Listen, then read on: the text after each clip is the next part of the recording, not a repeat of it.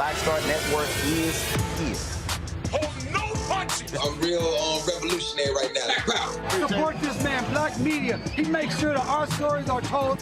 Thank you for being the voice of Black America, Roland. Stay black. I love y'all. All momentum we have now, we have to keep this going. The video looks phenomenal. See, this difference between Black Star Network and Black-owned media and something like CNN. You can't be Black-owned media and be scared. It's time to be smart. Bring your eyeballs home.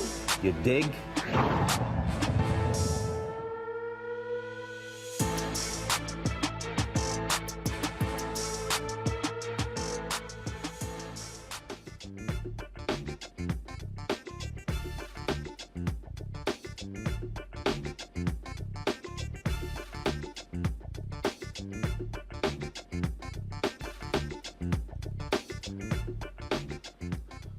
Today is Tuesday, September 20th, 2022. Roland Martin Unfiltered, broadcasted live on the Black Star Network here in Los Angeles. On today's show, Vice President Kamala Harris, she's in South Carolina, giving the convocation at South Carolina State. We'll show you what took place there. And also, you know, folks were showing out. The band was showing out. The sororities were showing out. And so we'll have a little bit of that as well. Also, on today's show, we'll talk with the mayor of Kansas City. The Department of Justice has launched an investigation into the hiring practices in that department. We, of course, have been highlighting that along with the Kansas City Area Urban League. And so we'll be discussing that on today's show. A Texas sheriff is investigating Florida Governor Ron DeSantis, his decision to send 50 migrants to Martha's Vineyard. Also, those migrants have filed a class action lawsuit against Ron DeSantis for his actions. Also, on today's show, we'll hear from Wisconsin Lieutenant Governor Mandela Barnes, who is trying to unseat Ron Johnson as the next United States Senator from Wisconsin. Plus, there are 11 Black candidates who are vying for U.S. Senate seats across the country. We'll talk with one of them who's running for the Senate in Alabama. Also, on today's show, folks, a white Georgia bus driver has been fired for pushing Black children to the back of the bus.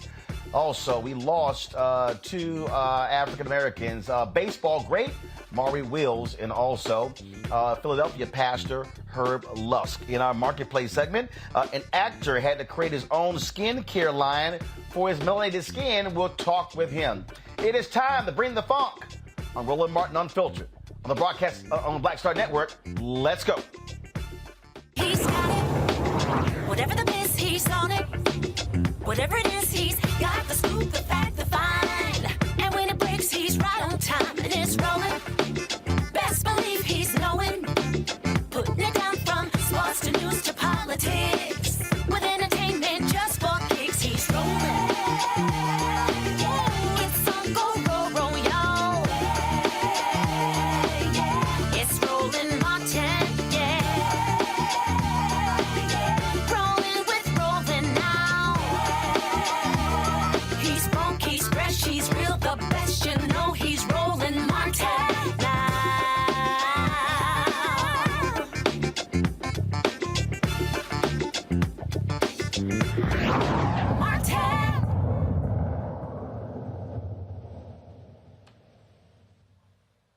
Vice President Kamala Harris was in South Carolina today speaking at South Carolina State for their convocation.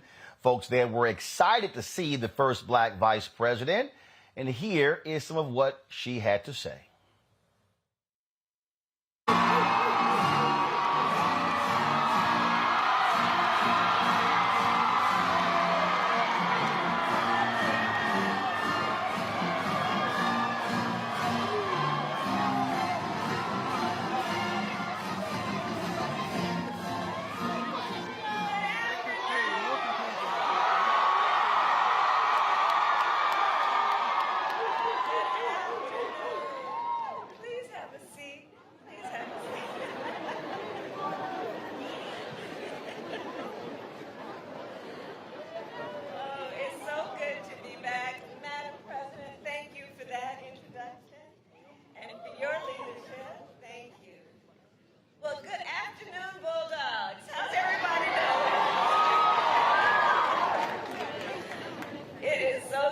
Back in South Carolina. I really do love this state, and And it is so good to be back at South Carolina State University. So before I begin my comments, let me thank the Marching 101, because doing your thing.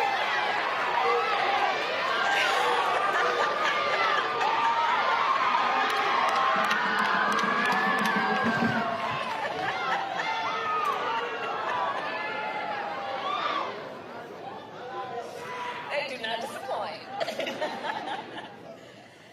So, today, of course, we are also joined by Secretary Cardona, who is one of the champions of our nation's students. Secretary Cardona, I thank you for your leadership and your work. And to Mayor Butler for welcoming us back to Orangeburg, I thank you. To President Conyers, always, for your leadership and for welcoming us to campus. Students, it is an honor to join you at a convocation. And to all of the freshmen, can I see, where are the freshmen?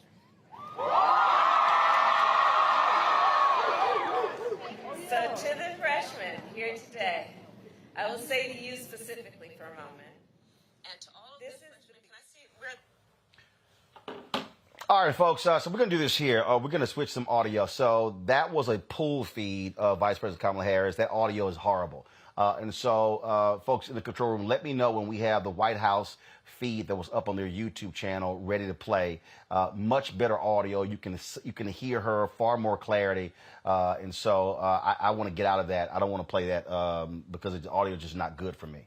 And so let me know, y'all, when y'all have the video ready again. And so the White House YouTube channel, they did, of course, broadcast her speech, much better audio feed. And so we want to play that for you so you can actually hear with better clarity. All right, so go ahead and play it now. Carolina, I really do love this state, and it is so good to be back at South Carolina State University. So before I begin my comments, let me thank the Marching 101, because y'all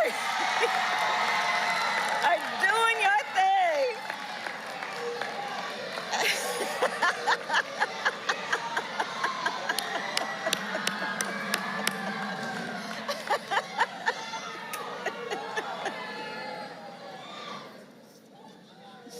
They do not disappoint. So today, of course, we are also joined by Secretary Cardona, who is one of the champions of our nation's students. Secretary Cardona, I thank you for your leadership and your work. And to Mayor Butler for welcoming us back to Orangeburg, I thank you. To President Conyers, always, for your leadership and for welcoming us to campus. Students, it is an honor to join you at convocation. And to all of the freshmen, can I see, where are the freshmen? So to the freshmen here today, I will say to you specifically for a moment, this is the beginning of a great journey for you. It's a great journey. For the next 4 years, you are going to have an experience that will shape the rest of your life. The lessons that you will learn here at SC State, both inside and outside the classroom, will guide you for years to come. And of course, during your time here, you'll face challenges. And through those challenges, you will learn that you are strong enough, resilient enough, and brave enough to overcome any obstacle. And you know, joining you this afternoon, it takes me back to when I was 17 and flew from California to Washington, D.C. to start my first year at Howard University. And I will always remember walking into freshman orientation to a room very much like this one, and very much like this one. The seats were packed with students and faculty and alumni who, just like for you, all look like us. And it was exhilarating. I don't think at the time I understood how special that moment was, where you were surrounded and you are surrounded by people from different places and different backgrounds who are joined together in community, where you are surrounded by people who, I promise you, some will ask you to be in their wedding, others will ask you to be godparent to their child. Some of them will ask you, please do come to my inauguration. You are, students, united by the pursuit of excellence. And I remember back in that day, what I believe you must be feeling today, which is to feel the possibility of great opportunity, to feel the vigorous welcome that you are being given for you to lead. So to all the students here today, I say, there is no limit to your capacity for greatness. There is no obstacle that you cannot overcome. And believe me, there is no barrier that you cannot break. And so, as Vice President of the United States, I urge you to seize on that. Because in this moment, our nation needs your leadership. Today, we live in unsettled times. The ideals that we thought were long established, such as overseas, what we're seeing, the sovereignty of democratic nations, we thought was long settled. Domestically, we thought long settled would be the freedom of voters to decide elections. Long settled, we thought, would be the freedom of women to make decisions about their own future. We thought we could take for granted what constitutes the truth. But these ideals now hang in the balance. And in moments of great crisis, our nation has almost every time turned to our young leaders to help guide us forward. Just remember, John Lewis was only 23 when he spoke during the March on Washington. 23. Diane Nash was just 21 years old when she led the Nashville sit-ins to protest racial segregation. And the great Jim Clyburn was in his early 20s when he was jailed for protesting for civil rights. In fact, it was in that jail where he met his beloved wife, the late Dr. Emily England Clyburn. And as you guys know, I think, they were both proud graduates of this very institution.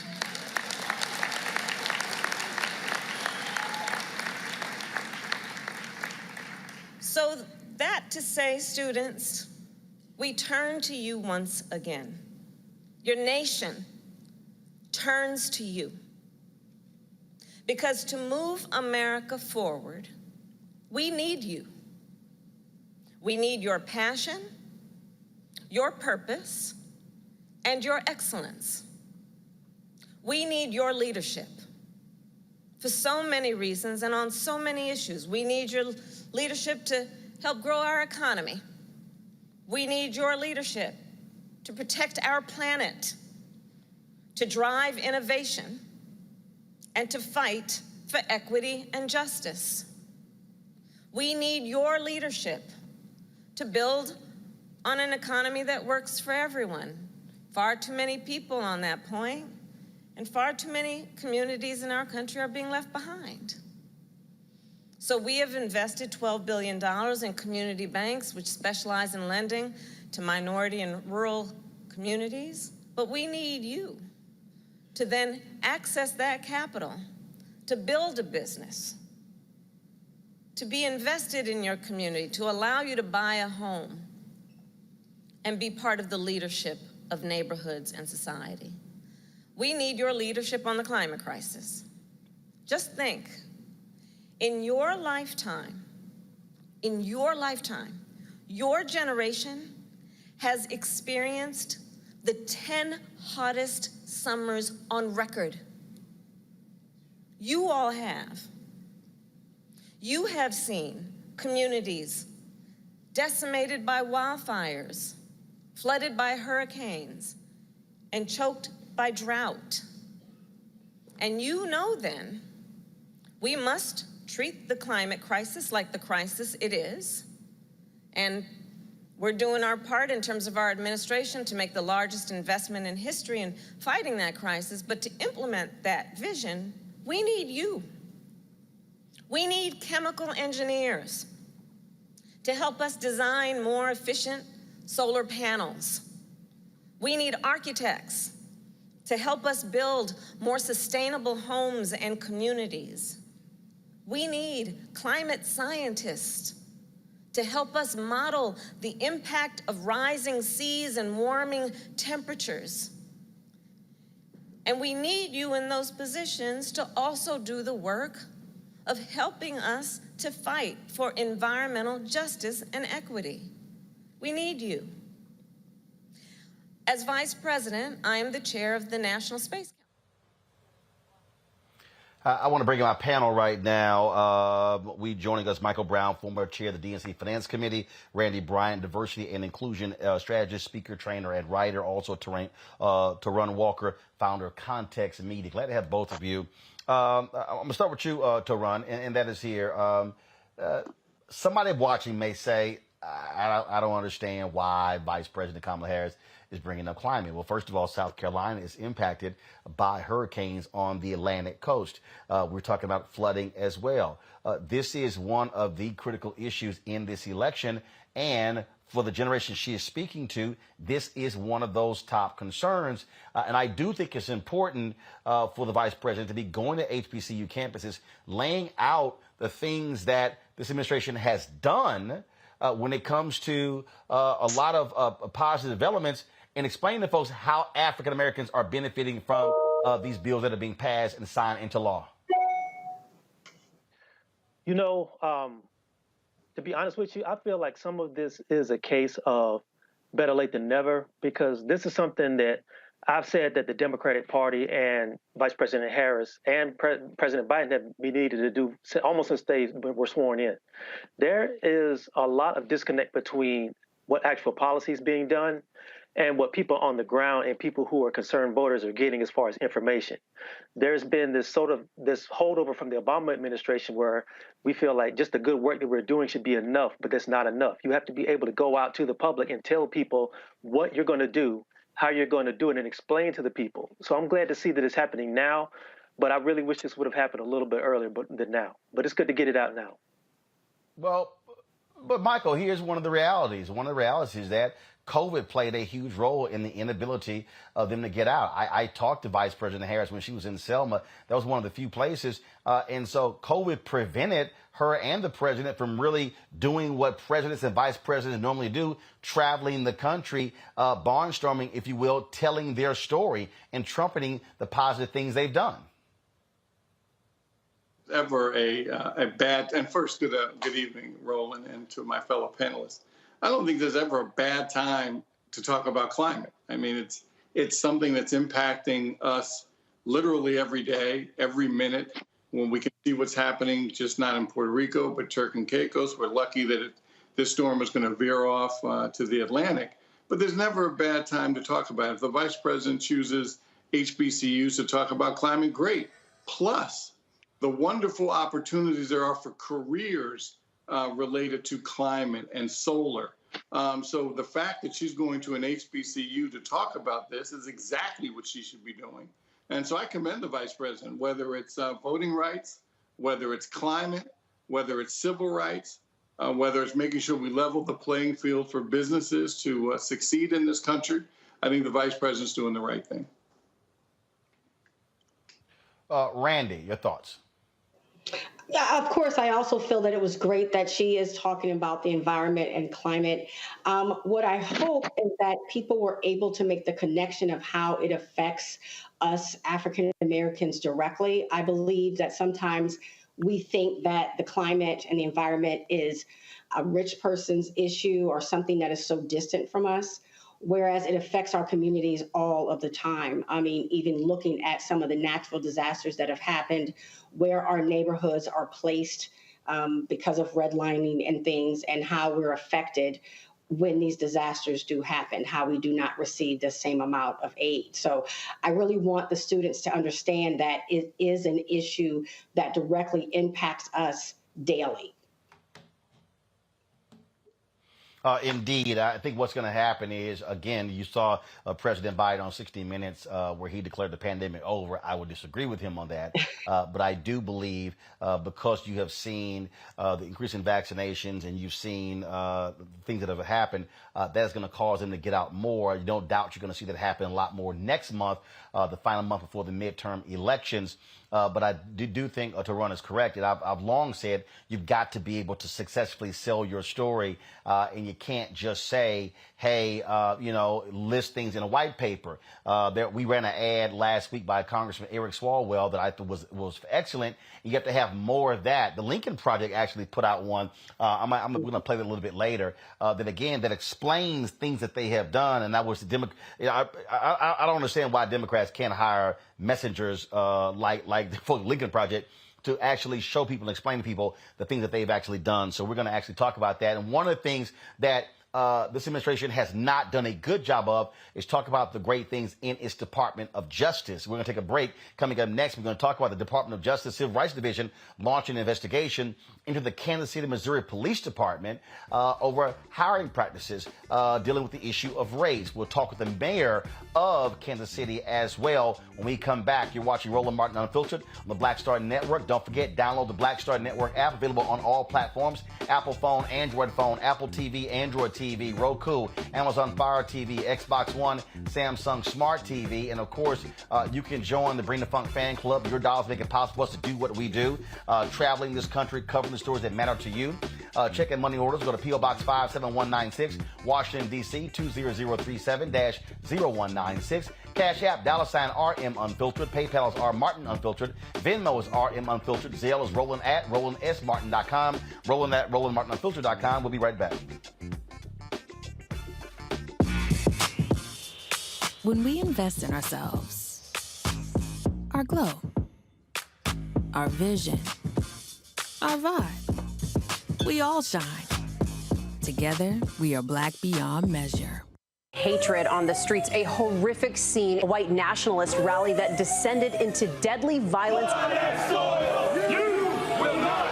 White people are losing their damn minds. An angry pro-Trump mob storms the U.S. Capitol. We're about to see the rise of what I call white minority resistance. We have seen white folks in this country who simply cannot tolerate black folks voting. I think what we're seeing is the inevitable result of violent denial. This is part of American history. Every time that people of color have made progress, whether real or symbolic, there has been what Carol Anderson at Emory University calls white rage as a backlash. This is the rise of the Proud Boys and the Boogaloo Boys. America, there's going to be more of this. Here's all the Proud Boys, guys. This country is getting increasingly racist in its behaviors and its attitudes because of the fear of white people. The fear that they're taking our jobs, they're taking our resources, they're taking our women. This is white fear.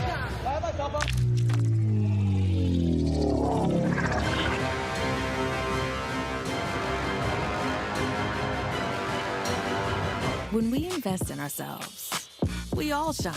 Together, we are black beyond measure. How y'all doing? It's your favorite funny girl, Amanda Seals. Hi, I'm Anthony Brown from Anthony Brown and Group Therapy. What up, Lana Well, and you are watching Roland Martin Unfiltered.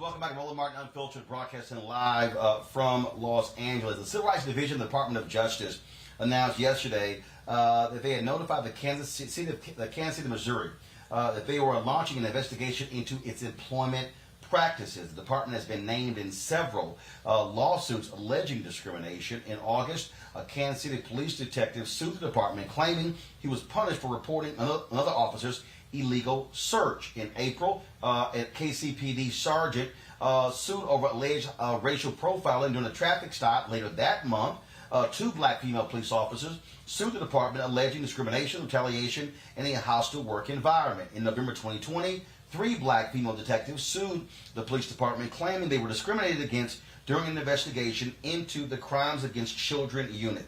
Joining us now is the mayor of Kansas City, Missouri, Quentin D. Lucas. Mayor Lucas, glad to have you here on Roland Martin Unfiltered.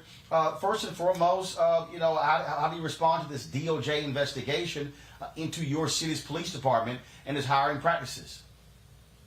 So a few different things. I mean, first of all, and I know you've been out here, thank you for covering this story. This is the biggest problem with having a state-appointed police board. Kansas City is different than a lot of other cities, where the mayor typically would be the one who's appointing a police commissioner or a police chief. Here, the governor of Missouri, almost always a person who is more conservative than the mayor of the city, certainly more conservative than the city council, is able to appoint 4 of the 5 police commissioners. This also then leads to a almost complete, in my opinion, lack of accountability. So where you have issues like this happening again and again, right, you have nothing happening in terms of what we do to fix it. That presents a huge problem. And I'll say this briefly and break for some questions. For me, what is most interesting, any of us who have met black police officers know that oftentimes they're not people who are necessarily trying to be progressive or trying to tear down the police department. This means that these are men and women, actually, who have spent decades on this department, won the uniform for this department, put their lives on the line for the city, and they have not felt their efforts reciprocated when they've talked about whistleblowing, when they've looked for respect, and indeed even when they've been stopped driving while black. This is a substantial problem for us, and I think it's important that we get to the bottom of that investigation, and I hope we do that notwithstanding what the Department of Justice does. We, in Kansas City, should try to do our own. But Mayor, I was there in Kansas City when the Urban League had their forum, and the reality is that commission that you're talking about, you're a member of it. What's the problem then? You've got a black pastor who is the chair of that commission. You've got other members. Are you saying that that commission has failed the residents of Kansas City, Missouri, in properly investigating the police department? You know, I think it is fair to say the answer to that question is yes. I think that the setup that we have, the construct that we have, does not actually lead to real investigations. Or else you would actually see more discussion of some of these issues, or else this would be centered in the public discourse. Instead, what we are in too many situations having is a situation where we rubber stamp too many different police practices. I think that it is important for us to be very fair to our officers. We go through all of that all the time, but also to make sure that if there is a whistleblower, they know that they're not running into punishment immediately thereafter, which has led to a lawsuit. If there is somebody who says, why was I stopped improperly? I suspect that I'm black, that it isn't just kind of dismissed out of hand and we keep it moving. And so I won't, cast aspersions on these individuals as human beings. What I will say is that the system where we have a state police commission, where it has no need to be responsive to the people of Kansas City, leads to a situation where you have more and more practices like this one.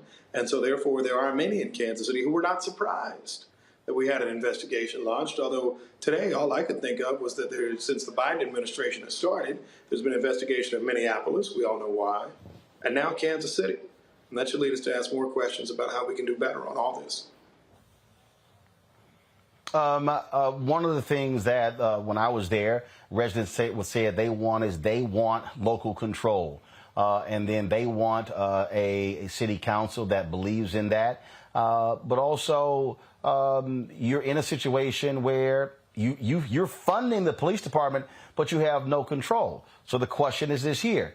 Will you pull back the purse strings to demand the kind of changes? Yes, you have this commission that's set up, but the reality is it's nonsensical to me that Here you are, the mayor of a city. You got taxpayer money. You're funding a system that you have no control over whatsoever. And so what powers are you willing, or what things are you willing to do to get the other commissioners to understand they need to be listening to the residents? Is withholding those funds one of those things to get their attention to say, unless you do A, B, C, D, we're not going to send the money to you? You know, I think on the funding question, we have taken real steps to make sure that we're getting more responsibility. State law currently requires us to spend 20% of our budget on the Kansas City Police Department. We consistently go well over that amount. Last year, we negotiated with the Board of Police Commissioners an agreement as to how money over that amount would be spent. The state of Missouri has now tried to change it and increase the budget threshold. We, in an ordinance sponsored by me, have filed a lawsuit against the state of Missouri to make sure that we retain that budget amount. To me, it's not so much about, look, I'm not a defunder. I'm not necessarily a cutter. I am somebody who wants to make sure that we have accountability. I am somebody who wants to make sure that... And I'm not speaking of defunding. I'm not speaking of defunding. What I'm speaking of, again, Congress does this all the time, where Congress will withhold money and say, all right, unless you make some changes, then you're not going to get the money. Republicans do this. So any Republican try to call, say you're defunding. No, this is about, there's no way in the world. And again, I covered city government in Fort Worth. I covered county government in Austin, Texas. I covered city government in Dallas, in Houston, and Chicago. And it is astounding to me that you have a system where the governor appoints a commission to oversee the police department that the taxpayers are paying for, and you as the mayor, you can't hire or fire the police chief. You can't implement practices, but they're expecting you, though, to send the check to pay for the very department. I mean, yes, you're not getting a fight back from me in terms of the fact that it's wild. Now, as for the question of should we withhold funds, appropriate them later in the year, it's my view that that is actually under our legal construct, one, not permissible, two, one that we just have not been able to do and get done. And so I think that what we are trying to do, because we have a separate court order that says that whatever money the budget is at the beginning of the year is frozen for the rest of the year, good or bad in the position of the police department. We are trying to make sure we extract more agreement up front and in advance. This is why actually I think that many have seen the Department of Justice investigation as something that is, at the very least, somewhat helpful, in the sense that there are questions that can be asked. There is an ability for later enforcement of certain types of actions, and more than anything, that the people of Kansas City are hearing an outcome from any number of these issues that have festered for years and years. I think we are seeing steps in certain directions. The president of the Urban League has filed a lawsuit against the Board of Police Commissioners. The city of Kansas City has filed a lawsuit against the Attorney General of this state and the Board of Police Commissioners. So I don't think it's an abdication necessarily of responsibility. It's just saying that we view that through the courts, through the justice system, not unlike you see in policing and criminal justice every day, you will get us to a step where there can be more justice, where there can be actually more accountability. So there's something that makes sure that black officers, black people in the community broadly, can say that we can trust our police department. Right now, I think you have a number of people, you've talked to them before, who have questions as to whether they can or not. Just a couple more questions for you, and that is, have your other commission members said a word about this DOJ investigation? No. Do they care enough to talk to the public? Are you serious? I'm serious. No one else has said a word publicly. I mean, look, I'm reading the media every day. I see everything that's happening on social media and all of that. The other commissioners have not said a word about this, and this is not out of the ordinary. The usual process, and you know this because you've been covering the news forever. You put your head down, and nobody pushes back at you 2-3 days later. You think the issue's just going to go away, and I think that's what we've been seeing too long. I'm just, first of all, for people who don't know, how many members of this commission? Yeah, we got 5 members of the commission. I'm one of the commissioners. I'm the only one not appointed by the governor of the state of Missouri. So the other 4 are appointed by the governor of Missouri? Yes. to the folks in the control room, I want you to go to their website. I want you to pull up the pictures. So people need to see who they are. And what I mean, this is what just disturbs me. I mean, here you have this pastor of who's the chair of the commission, correct? And even when the Kansas City newspaper did that investigation that was just stunning, they're quiet. I mean, it is as if these individuals we're showing right now are thumbing their nose at, frankly, your constituents by saying, we aren't accountable to you. We don't have to answer to you. We have an audience of one, and that's the governor. I think it is fair to say that right now, the way that this is set up, and I know they didn't set up the system, but the way it's set up is you don't have to speak back to the public. You don't have to speak. There's this view of independence from politics, but to me, independence from politics means also independence from accountability. The way that y'all can call on me and Brother Martin, I know there are things that you and I disagree on. There are things certainly that the Urban League and I disagree on, but y'all can take me to account. I have to come and answer your questions. You have a chance to vote on me for those who live in Kansas City. The current system we have in policing in Kansas City, the most expensive budget line item, and obviously one of the most important issues, is that you don't get to say anything or do anything. We just hope for the best. And to me, that is incredibly troubling. And importantly, it's not just troubling to wild-eyed activists. It's not just troubling to advocates. It's troubling now to officers, people who have spent decades in the Kansas City Police Department. I think that's why these questions are being asked. Absolutely. And I've never seen this level of stonewalling before. These are actually public servants, again, appointed by the governor. Speaking of that, have you heard from the governor about this DOJ investigation? When was the last time you conveyed to the governor that, frankly, this is unfair, how this is set up in Kansas City, and where the residents pretty much don't get to say how their police department is run? Does he care? You know what? We have conveyed that. I don't think anybody, I don't think anybody cares necessarily. I think that in the politics of today, they just say, hey, we back the blue. We're not going to listen to any of the people, including, oddly enough, the blue. And they're going to keep it moving. And so it is unfortunate. It is the reason why you are seeing lawsuits filed left and right. It's a reason you're seeing federal investigations. It's a reason that you have members of the public asking questions. And again, not just super lefty people. You got moderates. You got people on the right who are saying, well, this just doesn't make sense. How can the Republican Party be the party of local control, right? Local control of their schools, local control of so many activities. But in this situation, in a city, deny the power, particularly of black voices, to be able to have some influence on what's happening in their community each day.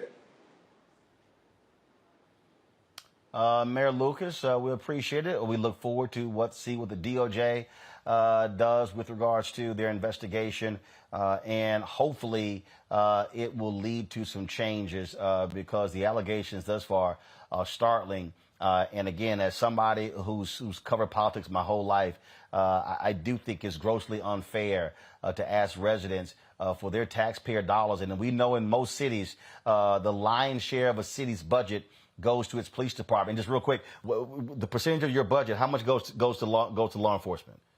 I think our general revenue, our estimate is about 40% is going to them. At the fire department, you're looking at about 70% of our total budget is in the public safety realm.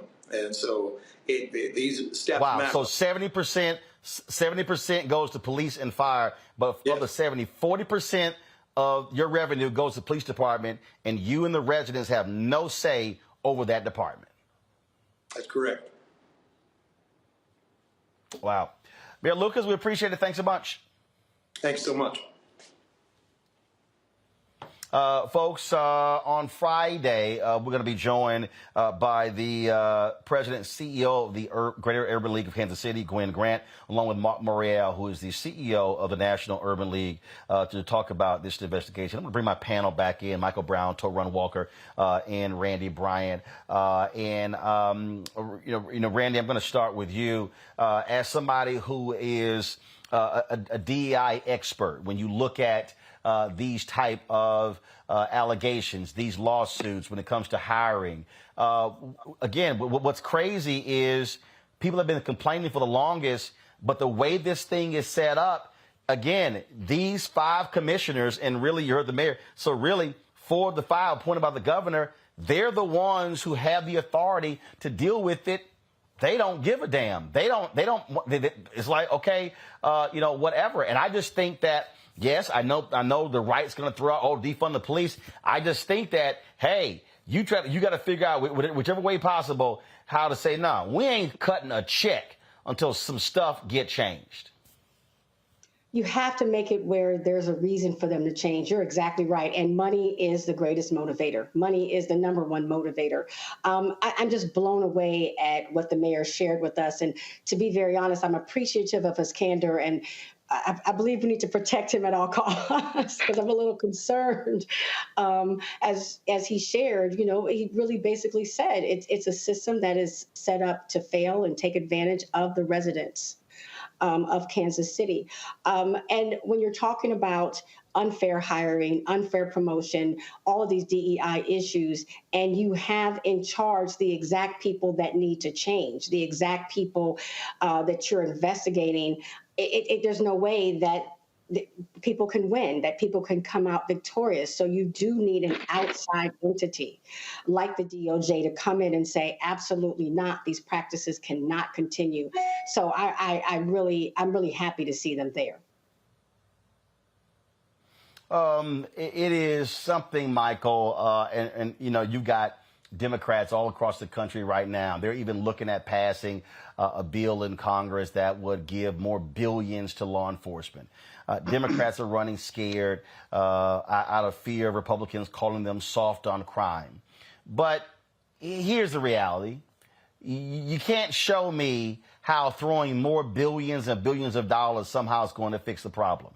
And what people are concerned about is here we are using more taxpayer money given on the federal government and give it to law enforcement. And we keep hearing about training and things along those lines. And then cases like this here. In fact, the day after we were in Kansas City, it was funny. I was flying back. The mayor was on my flight, and he was coming to D.C. to participate in a news conference at the White House over the issue of law enforcement and funding. And so the knee-jerk reaction is always give the police department more, and they use it as a battering ram against people. But I'm sorry. You cannot get more money until you fix your damn problems right now. Well, Roland, as you know, I'm a former elected official here in D.C., and it's interesting to me to hear how tough the mayor has it in Kansas City. I thought we had it tough with the rules that the federal government has. My goodness. I mean, I can't even imagine. I mean, D.C., we run our own police department. The mayor appoints the chief. He has to get confirmed by the council. But I think one of the reasons to your question why elected officials run scared is obviously no one wants to be perceived as soft on crime, and obviously the Republicans try to put the whole defund the police on us as Democrats a while ago. It hasn't really caught, but people are still concerned that they don't want to be anywhere linked to any kind of defunding the police or law enforcement, because now obviously the messaging is changing a little bit, where we see how the right doesn't seem to care much about law enforcement, considering what happened on January 6th. And now they're talking about defund the FBI or defund the Justice Department. So they're having their own messaging problems. But I understand what you're saying. It is very difficult for elected officials in cities, especially now that crime has gone up a little bit in cities and frankly across the country, period. But elected officials, it's tough to go into town hall meetings and not be strong on crime. To Ron, again, you've got a lot of people out there who are saying, damn this, just sending more. I mean, and this is where I think a lot of people just don't even think about this. When the mayor just sat there and said 70% of the general budget in Kansas City, Missouri goes to the police and the fire department. You can run that thing in every major city. So when we hear these folks go, oh my God, our morale is low, we don't get any support. What are you talking about? You're sucking up 70% of the city's budget. That means everybody else has to share 30. You know what? I've heard some really wild numbers and some very high numbers in different cities about how much police departments take out of city budgets. But that I think that's the highest number I've ever heard of. And it's not. Actually, it's not. It's not. Really? There are other places that are higher. Wow. So look, you can't. I don't know any other profession that you can expect to get 70% of a business's revenue and not be accountable for something. I mean, if you work at McDonald's, you get a review. This is wild. But I think we have to be clear about three things that are happening here. The first thing is that outside of major cities, outside of the Beltway and outside of the coast, a lot of things like this happen in smaller cities that go fly under the radar because there's not enough media presence to pay attention to it. That happens a lot. So, of course, things like this can happen if you don't have media outside of local media who's holding a council's feet to the fire. This happens because, look, all kinds of horrible things happen outside of the purview of what the media says is a story. And something like us, the police department and a fire department, that get 70% of a city's budget, and they can't provide any kind of accountability for their actions, that's insane. The second thing is this, and this is something that's been happening for at least since the 1980s. What you're seeing happen at the Kansas City Police Department is something you see happen in police departments around the country, because a lot of white supremacist groups, a lot of white supremacists made a conscious decision and a calculated decision to start moving into the police departments of different cities. A lot of these atrocities you see happening to black people in a lot of these cities happen because a lot of police departments have a lot of white supremacists either open among their colleagues or quietly working in their departments, and there's no incentive for a lot of the police departments to push back and find out who they are because it's so ingrained in their culture, in the police culture. The third thing is, because so much money flows into police departments for training and weapons and this sort of thing, but there's no real accountability as far as like where that money goes. And I think what has to happen is if defund the police is a scary word for a lot of Democrats and a lot of people on the left, whatever, we need to talk about maybe bonding police officers the way security guards are bonded, or maybe tying their performance into their pensions, and that sort of thing will make people think about their actions a lot quicker. Well, check this out before I go to break. This is a story from 2020, the Texas Tribune. Officials in Austin, Dallas, Houston, and San Antonio each spent more than $434 million from their general funds on their respective police departments during the 2020 fiscal year. For each, that was more than a third of the general funds, the portion of city budgets that can largely be distributed to any department because it is not mandated to a specific function. That's more than a third going just to police. You pull in fire, you're talking about 50, 60, 70% going to just two departments. And then they cry, we're so poor, we're so broke, we need more. Gotcha. Maybe if cities spent less on police and more on their people, crime may drop. But you can't show me where spending more on police is going to decrease crime. If you can, prove it.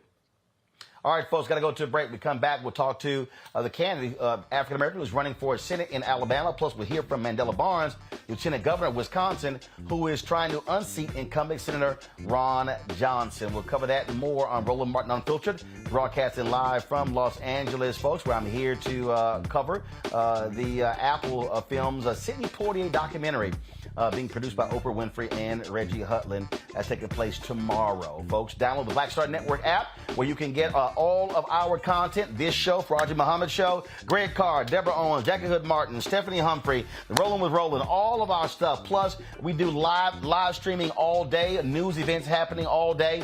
Download it. Apple phone, Android phone, Apple TV, Android TV, Roku, Amazon Fire TV, Xbox One, Samsung Smart TV, and of course, our goal is get 2,000 100,000 of our fans contributing $50 this month. We need to raise $100,000 each month until the end of the year. Your support absolutely matters in us being able to do what we do.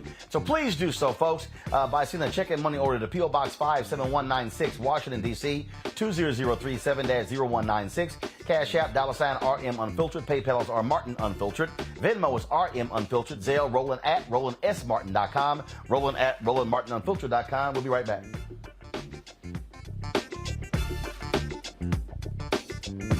When we invest in ourselves, we're investing in what's next for all of us. Growing, creating, making moves that move us all forward. Together, we are Black beyond measure. Don't you think it's time to get wealthy? I'm Deborah Owens, America's Wealth Coach, and my new show on the Black Star Network focuses on the things your financial advisor or bank isn't telling you. So watch Get Wealthy on the Black Star Network.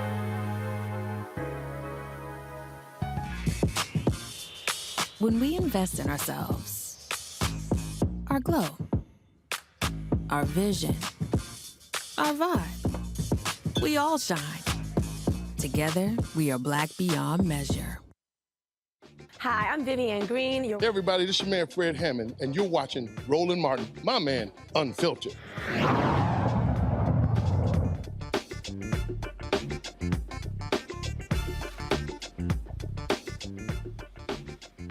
All right, folks, we've talked to a number of African Americans running for the United States Senate in the country, but did you realize there's someone who's black running for U.S. Senate in Alabama? Meet Dr. Will Boyd, won the Democratic nomination there and is trying to unseat an incumbent there. This is always, folks, a difficult task. We're talking about Alabama of all places, very difficult. He is running against Republican Katie Britt to get the seat for retired Senator Richard Shelby. It was black folks who actually helped put Richard Shelby in the United States Senate when he was a Democrat. But then, of course, he paid them back by converting and flipping to the Republican Party.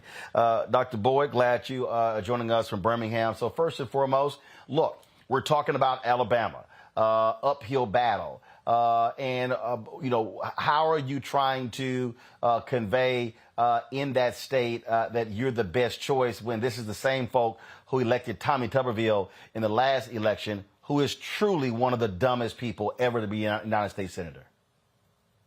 Well, enthusiasm is very high right now, Roland, and what I've been telling everyone that I meet is that enthusiasm is about 78% for Democrats right now. Obviously, when we see high numbers like that, we can see great changes even in states like Alabama. We are seeing right now where enthusiasm is higher than it was for President Biden in 2020 and even higher than it was for President Obama at his election in 2008. So right now, we're going to see great gains. Now, the overturning of Roe v. Wade has really pushed some people to get out. We've seen where there's been about a 3% increase in women voters alone since the Roe v. Wade or even the Dobbs decision.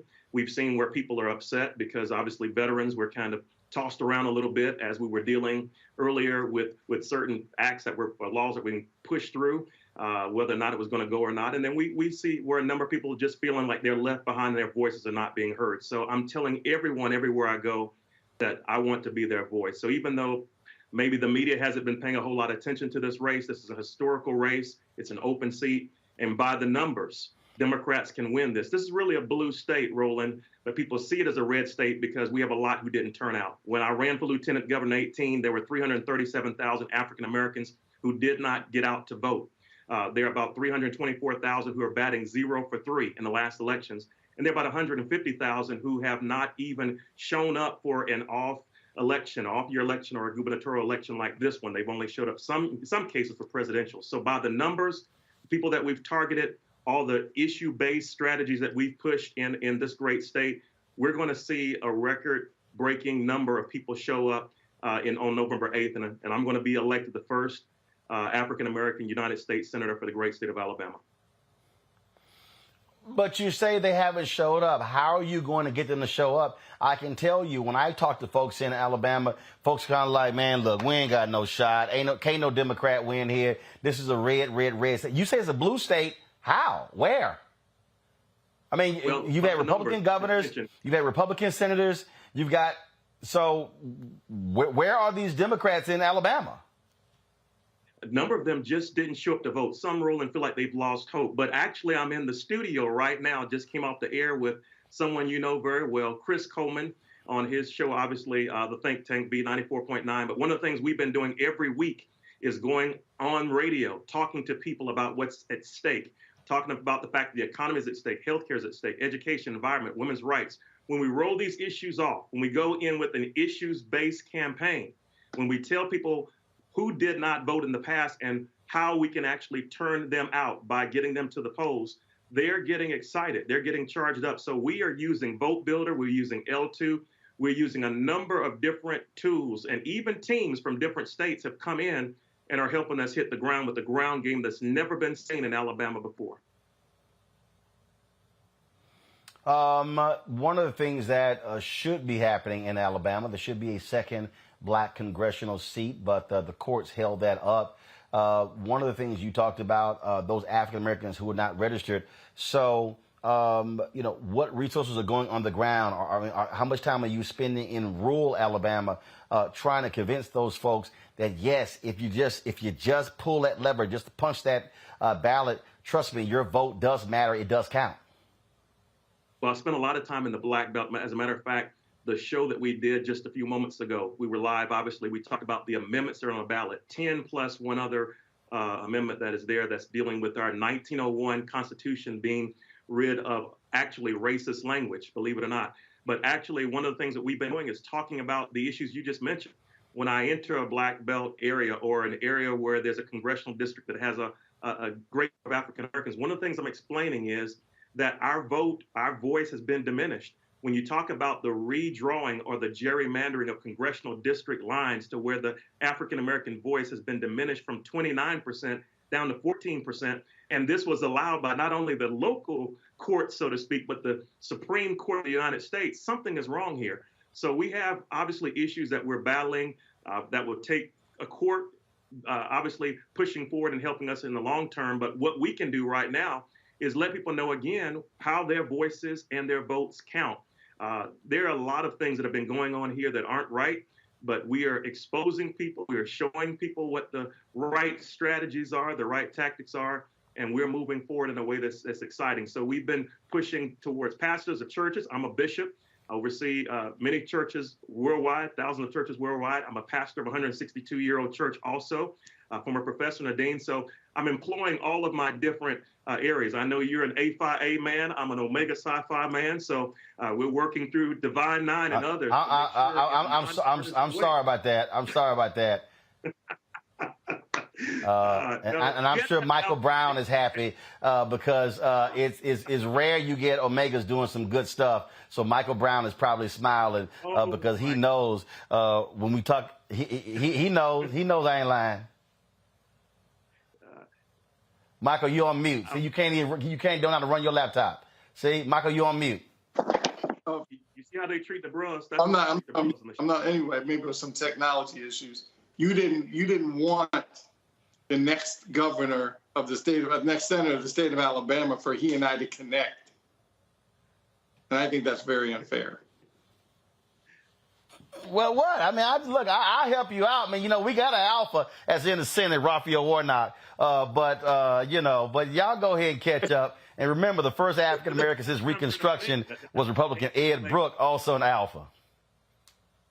Why do you always have to keep say it again? These names out? We can go name for name forever. We understand that. No, actually, you can. You can't go name for name because y'all got a short list. Trust me, I don't have enough time on the show to run our list down. But Will, final thought. You got less than 50 days. You got somebody out there who's watching, who's in Alabama, or there's somebody who's watching. They got family in Alabama. And again, they just don't believe. They're like, look, man, these white folks in Alabama are not going to elect no black man. They ain't going to elect no Democrat. So give them your pitch why they should support you. Every vote matters. I'm someone who wants to represent everybody. The reason why I'm traveling around the state of Alabama night and day is I'm letting people know that I want every Alabamian and American for that matter to have a shot at the American dream. So I'm the best candidate, the best voices out there. If you want to move forward, as I introduced Doug Jones in the past before, I said, put it in D, vote for a Democrat. If you want to go backwards, put it in R. It's time out for us going backwards. We're falling behind in our great state, finishing almost last in many different areas, many different metrics, but it's time to move our state forward. If you visit my website, drwillboyd.com, you'll see actually where I have many different strategies, many different ways in which I want to move our great state and even our nation forward. Alabama, it's time for us living like we're in 1922. It's time for us to come up and be in 2022. With your help and with us turning out every vote, we can win and we can make history so that all Alabamans can be properly served. All right, then, Doctor. Well, boy, we sure appreciate it. Thanks a lot. Appreciate you, sir. All right, then. Good luck.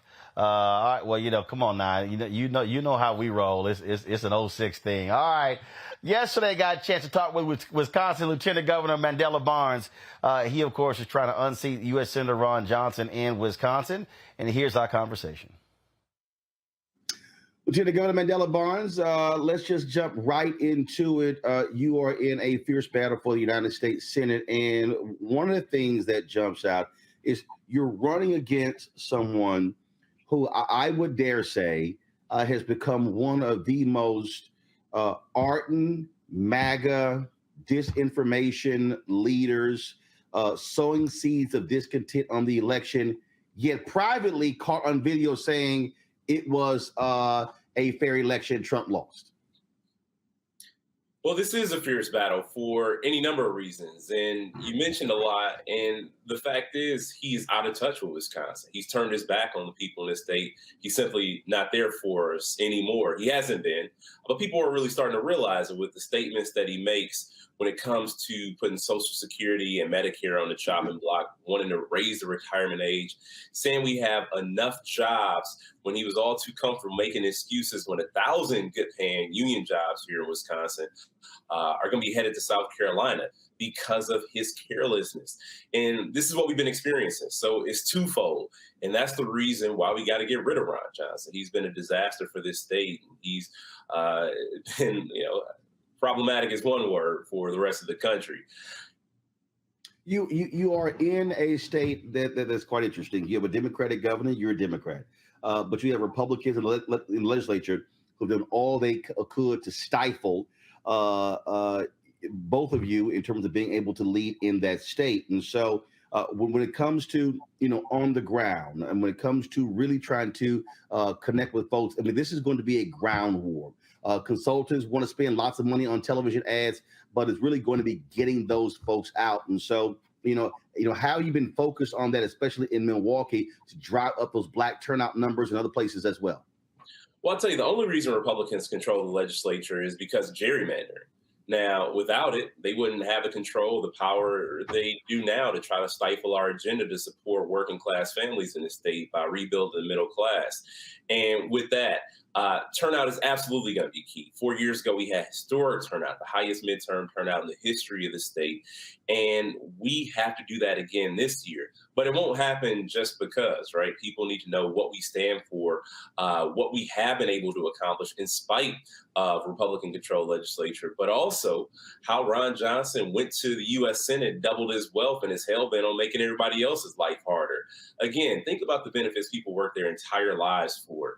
Ron Johnson is absolutely against it. When it comes to abortion, he supported legislation that would ban abortion even in cases of rape or incest. This person is not forced, does not truly reflect the values of the state of Wisconsin.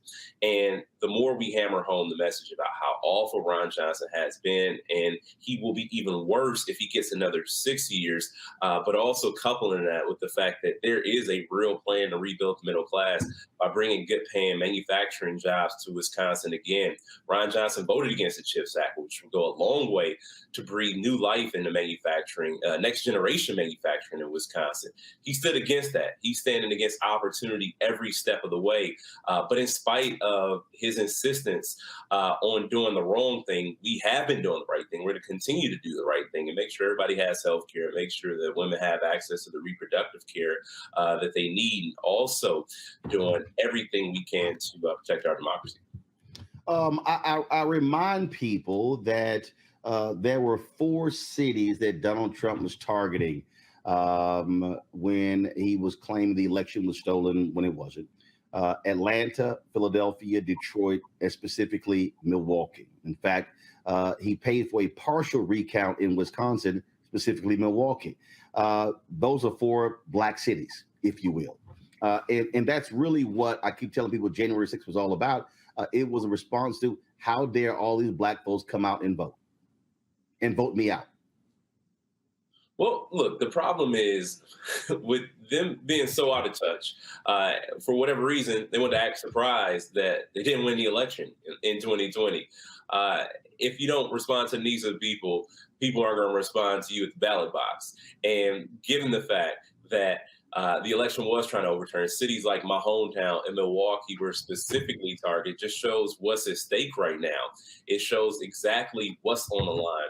And in addition to that, too, Ron Johnson tried to send fake electors to Mike Pence, saying that his involvement only lasted a matter of seconds, literally trying to use a 5-second rule for election subversion.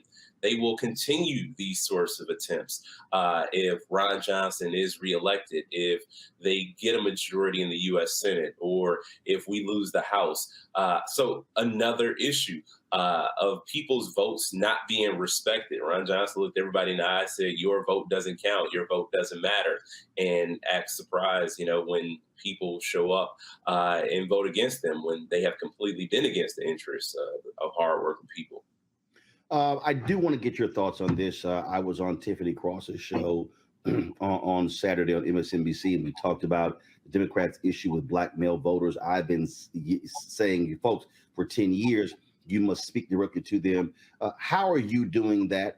These disaffected brothers who feel as if Democrats have failed them, Republicans are ignoring them, and they, in some cases, they're voting for Republican, but in many cases, they're just choosing not to vote at all.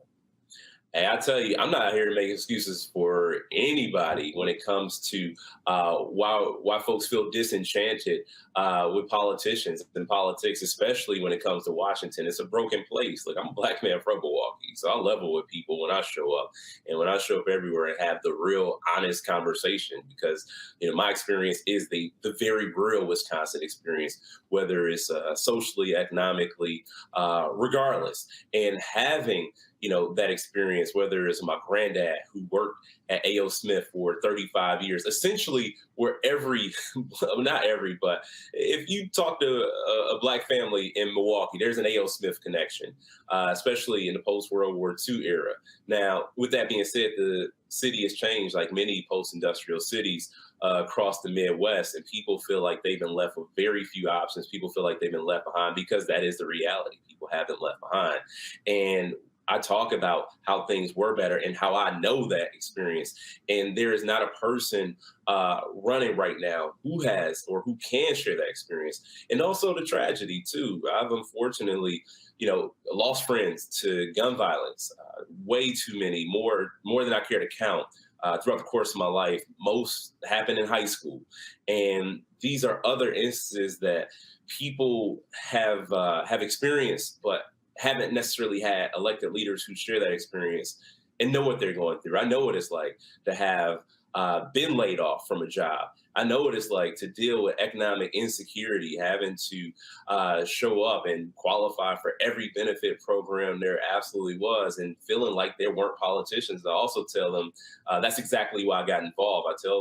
I tell folks that I'm not running for Senate because I think that things are going well. I'm running because we got to change things. Things need to be fixed, but they'll never be fixed as long as out of touch politicians like Ron Johnson are in office, especially when they go around selling wolf tickets to our community, telling people that they're going to do this and do that when they have no track record of doing such.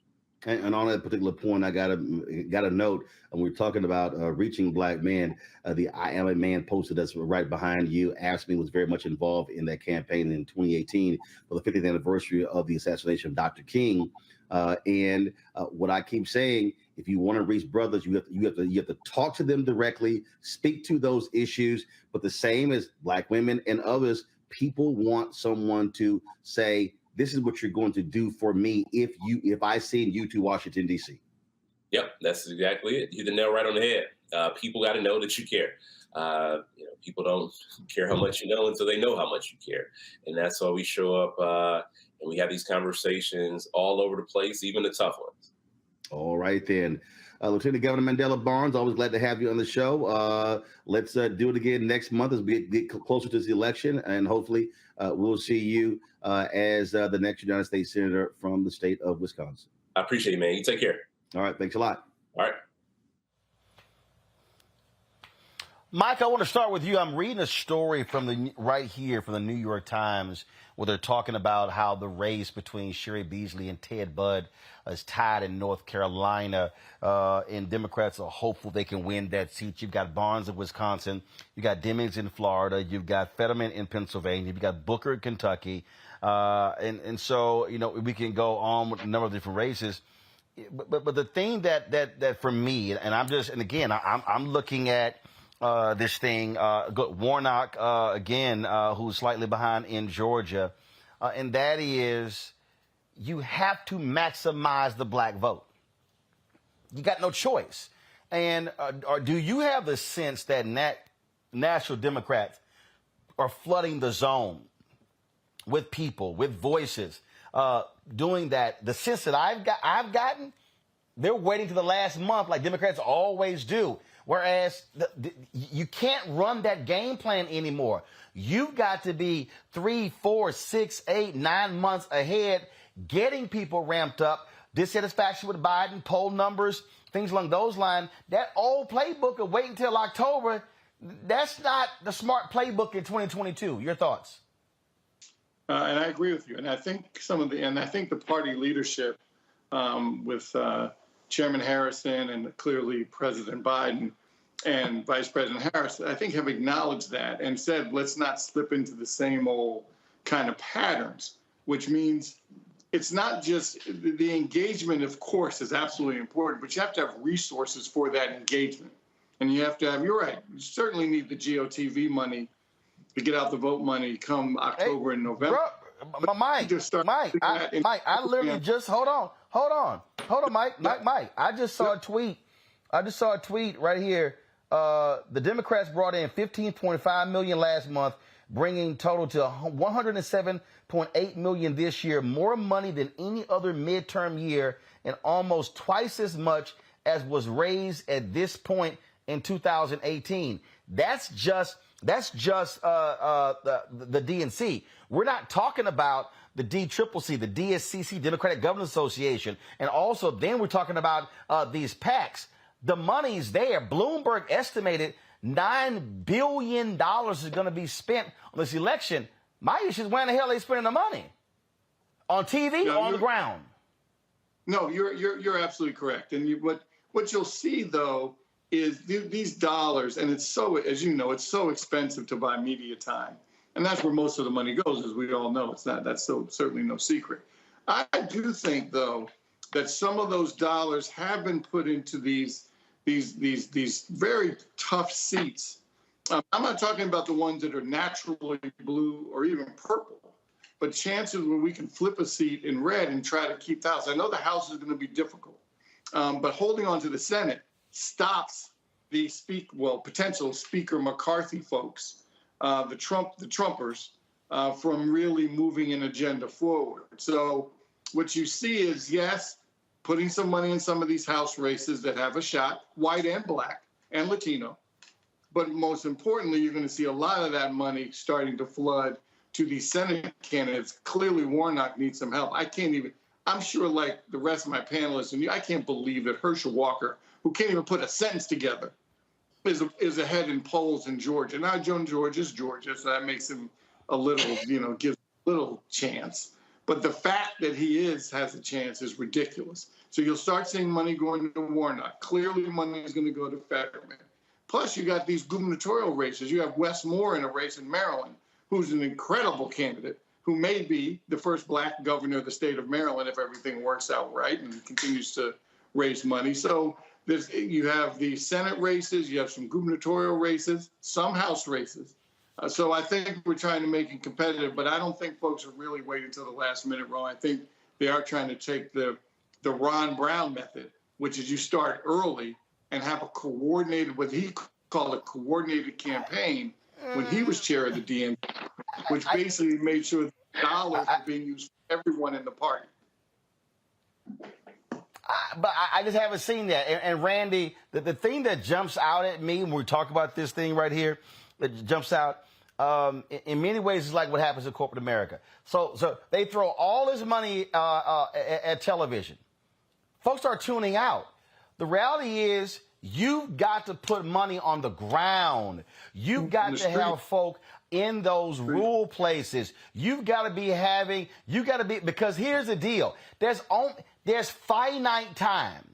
And let me tell you who makes money during the political campaign. White corporate media. That's who makes money during political campaigns. That's when they start creating a 3 o'clock news show, a 4 o'clock show, a 5 o'clock. I mean, they create new hours to suck up political ad money. And then it just becomes, it's just an onslaught of ads, and folks just turn that thing off. What I'm saying, which I'm not seeing.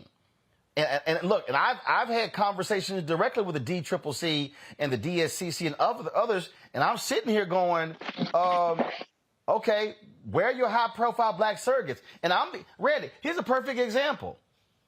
Today is September 20th. If I added up Florida, Pennsylvania, Wisconsin, North Carolina, I'll throw in Georgia. I'll give those 5 states. Those 5 campaigns, I can't remember the last email I got pitching me a surrogate from those 5 campaigns. Unfortunately, I must agree with you 100%.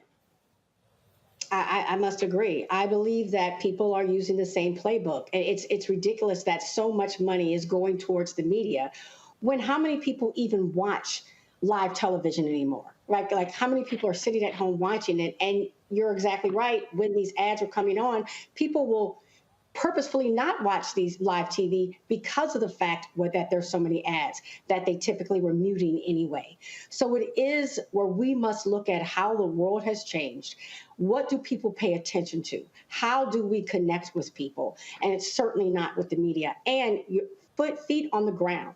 Let, brothers talk to brothers and mention why it's so important that they get out there and vote and talk about issues that apply specifically to people. There's connections are not being made, and those connections must be made, and not just in the major metropolitan places, but like you were saying, in the rural areas, to let them know that they're not forgotten about. They must be re-energized, because I believe many of us just feel completely disenfranchised. Toron, the thing that what I'm laying out here, and again, this is about how do you reach people, how do you touch people, and when I look at these numbers, I'm telling you, Sheriff Beasley lost as Chief Justice of the North Carolina Supreme Court by 400 votes. Yeah. 400 votes.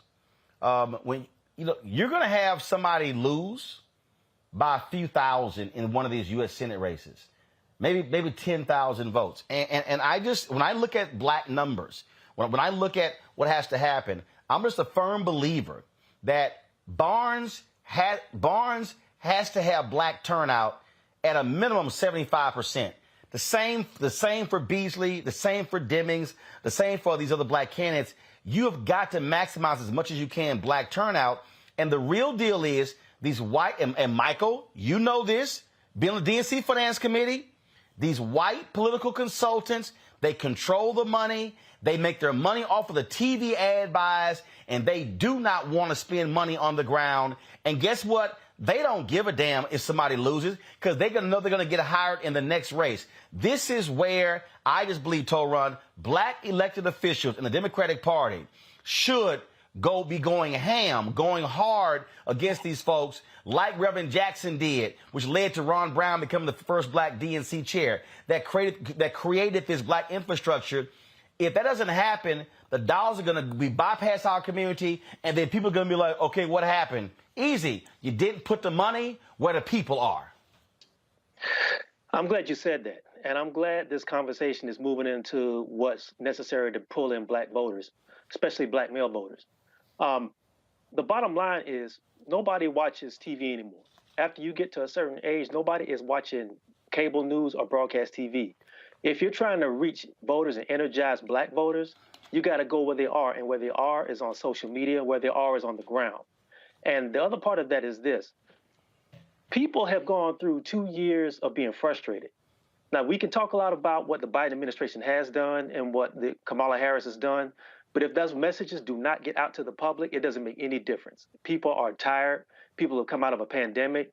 They've come out of 2 years of protests and everything like that. People are just frustrated. And the messaging that the Democratic Party, I think, is trying to get out to the public is just not flat. It's just not landing because they're going to the wrong places. The other thing is this. The conversation right now is about black male voters. You cannot hope to win an election with just half of the black electorate. You have to be respectful of, and you have to take into consideration the needs and the desires of black voters, men and women. And just to be completely honest with you, the messaging that black men got over the last election was dismal and it was disrespectful. And a lot of that resentment has not gone away. You see some races that are starting to push back against that. I see the Stacey Abrams is starting to move around some of that in Georgia. She's actually done a really good job of pulling in black males and telling them that, look, we want to respect your opinions. We want to have sit downs with you. That has to happen for black men and black women because last year was terrible. And you can't go to people and disrespect them and insult their intelligence and expect them to come out and vote for you. It's just not going to work. You have to talk to them the same way you would talk to any other constituency. Black men read, black men listen to speeches just like anybody else. We don't need dancing. We don't need pop locking. We don't need nobody pulling out a rapper from 1995 to tell us to go vote. We got to be taught like normal human beings, respectfully. Michael, we need a final comment on this one. I know you have to go, but a final comment here. And this is the thing that jumps out at me. And I had somebody on Twitter who don't understand the game. Oh, Roland, you letting Jamie off the hook. Jamie Harrison, for everybody who don't understand, Jamie Harrison is the chair of the Democratic National Committee. Jamie Harrison does not run the Democratic National Committee. Folks, the sitting president runs it. His folks around him, they run the DNC.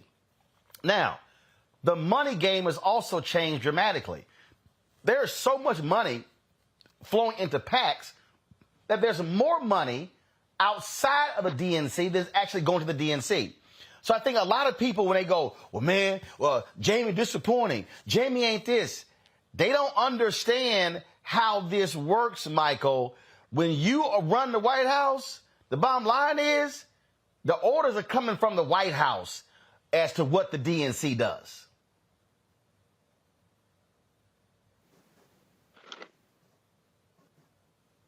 Michael, you on mute again. There you go.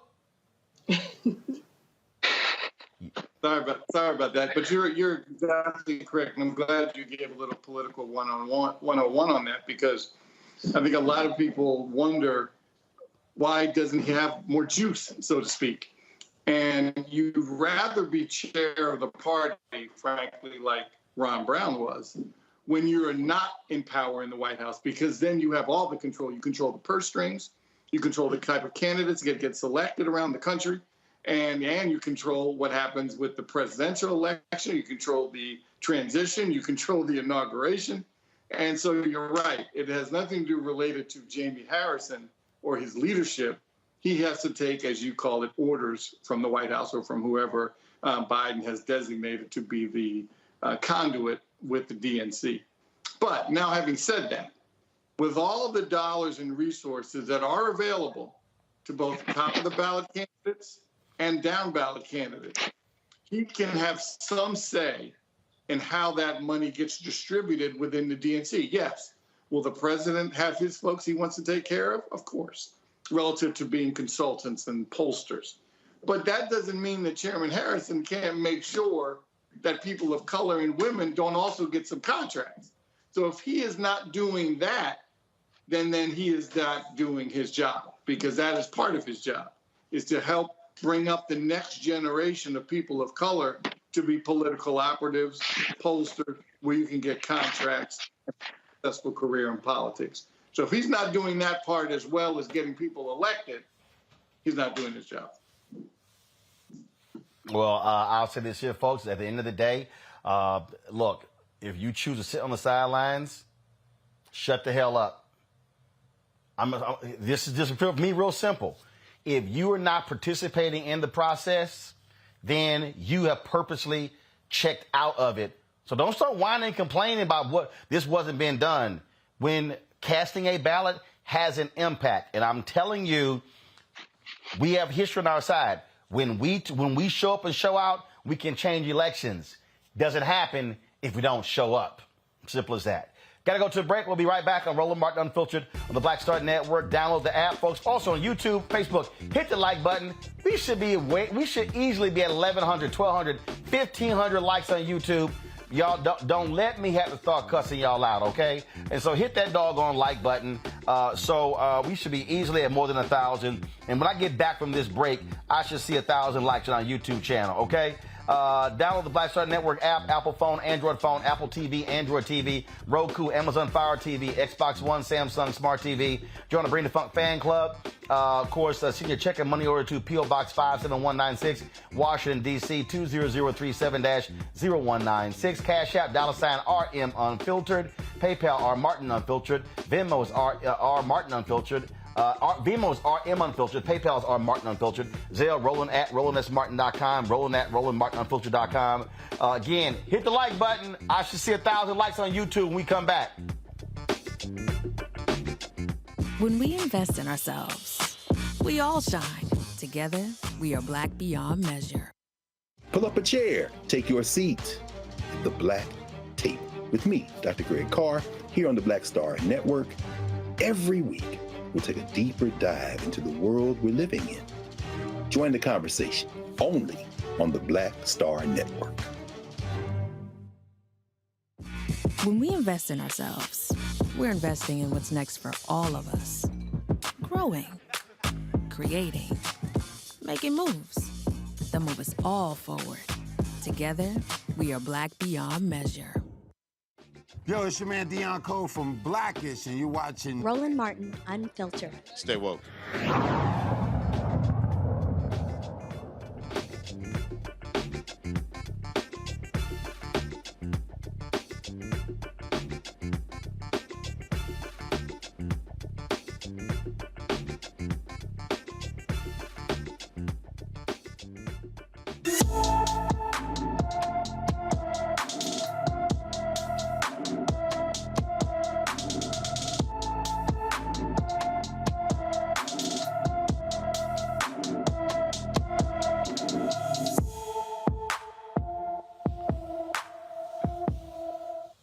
Rochelle Dearman from Tuscaloosa, Alabama, has been missing since March 12th. The 17-year-old is 5 feet 2 inches tall, weighs 160 pounds, with black hair and brown eyes. Anyone with information about Rochelle Dearman should call the Tuscaloosa, Alabama Police Department at 205-349-2121, 205-349-2121.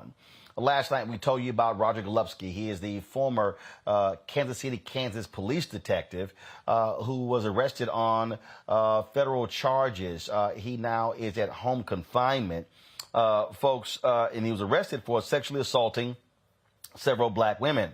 Now, according to black residents of Kansas City, Kansas, his evil deeds go deeper than that. There are claims that he has fathered several children, put innocent people in prison, stalked folks, intimidated them, and harassed them as well. Tonight, CeCe Mank joins us. She's a community and victim advocate, and Nico Quinn, who says Golubski forced her to testify against Lamont McIntyre, who was wrongfully imprisoned for more than 24 years for a double slaying he did not commit. Glad to have you both. Nico, I want to start with you. So this case you're talking about, so you say he forced you to testify against someone else. How? Well, it was him and the prosecutor, which is Tara Moorhead. They showed up at my house one day and told my cousin to contact me and tell me to get in contact with them. If not, that she was going to throw me in jail and take my kids. And did you share this with anyone? Did you tell anyone? Did you have anyone fighting on your behalf when this happened? I told everybody that would listen. At the time, my cousin was an attorney, and I contacted her and asked her, should I go? Would she go with me? She told me that she had another engagement, so I went there by myself. Did you actually testify against him? Did I? Yes, I had to testify against him. And these threats, were they? You said it was from Golubski as well as an assistant DA. Yes, what was happening is that he was basically coming to my home, trying to get in contact with me. He picked me up on one occasion and took me up to see her. On this particular day, I went up there, he dropped me off, and I went in to see her. When I got there, I waited for about 45 minutes to go in her office. When I went into her office, she had on her desk the crime scene pictures of my cousins. My one cousin name was Danielle Quinn. Me and him was real close, and my other cousin was Donnie Ewing. Danielle Quinn had got 4 shots to the head. So when I walked in there and she had them on the table, I told her, I said, I didn't need to see those because I was at the scene. I was at the crime scene. So she started asking me about Lamont. And I told her Lamont didn't do it. I said the person that did do it, they had jumped on my cousin 2 weeks prior about some money. And she was telling me that they knew Lamont had did it. They had his clothes. They had the gun. They know he was the right person. And she was asking me, well, don't you want somebody to be convicted for this? Don't you want somebody to pay for this? And I said, he didn't do it. And then that's when she started telling me again about taking my kids and throwing me in prison. So the second occasion was when we got to the courtroom, and I told her, I said, I can't do this. I said, Lamont, his ears are too big. This is the first time me seeing Lamont face to face. And I said, his ears are too big and he's too tall. He couldn't do it. So she looked at me and she said, if you don't do what we said we was going to do, I'm going to throw your black ass in jail and take your kids. And at that time, I didn't know what she was capable of doing, but I know she could take my kids from me. I was the only one that was taking care of everybody's kids. If my aunt or my sister, anybody went to jail, I raised their kids. And I knew if something happened to me, I knew she could get rid of my kids and I'll never see my kids again. CC, for folks who don't know, everything that we have read, the stories that we have read, is that Roger Golubski was a terror. He terrorized black folks in Kansas City, Kansas. That this was a thug with a badge and a gun. And then also, my sister, at the age of 16 or 17, she was walking home from work one night, and he picked her up and he raped her. And she came home, was telling me and my other sister about it. She was just on the bed crying and crying. And we was like, we got to tell mama. She said, no, if I tell, he going to kill me. So my sister ended up turning out being on drugs because of our childhood. We had been getting raped as little kids by our uncles. My sister ended up on drugs. And in 2000, my sister was shot 17 times. My sister post had did 37 months in prison. And Golubski dropped her off at my home. One of the young ladies came in and told me he was on the back street waiting on her. When my sister walked back out the door, I asked her, I said, who dropped you off? She said, I got a ride. And I said, who? She said, a friend. The lady, I said, well, they told me Golubski dropped you off, is back there waiting on you. So she got her clothes, she left. About 2 to 3 weeks later, my sister was dead.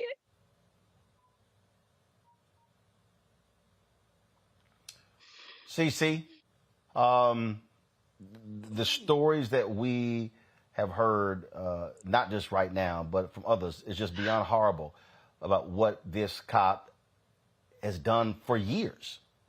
Absolutely. Absolutely. I've heard more stories, and I simply just shared Rhonda Tribune's picture. But I have to put into context that Ms. Nico about the district attorney, or not the district attorney, the prosecutor, because Officer Golubski's partner, who Laura McDonald mentioned, went on to be the police chief. in 2019, there was an investigation where the news said that our city administrator, Doug Bach, made a handshake deal with this man to give him a free house that was out on our county lake, also with free utilities. They paid him to live there, also while paying him to be the police chief.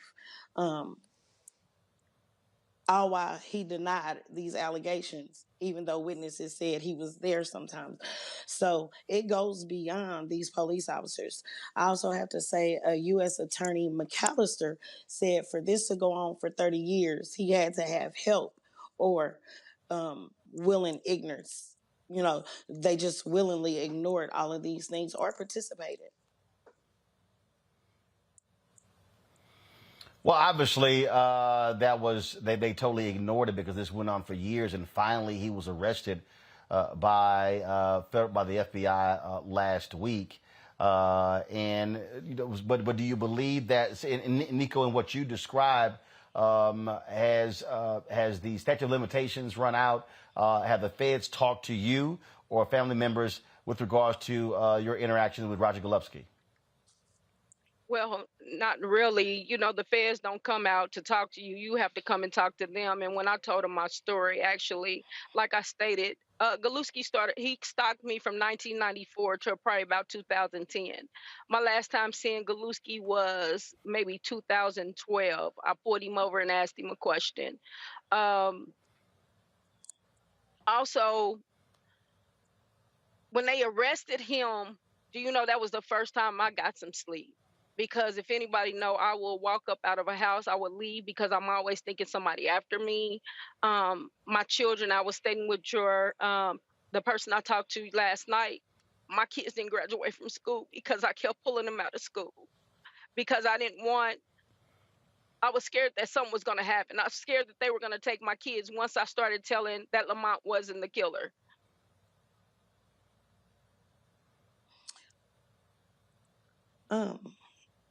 Cece, go ahead.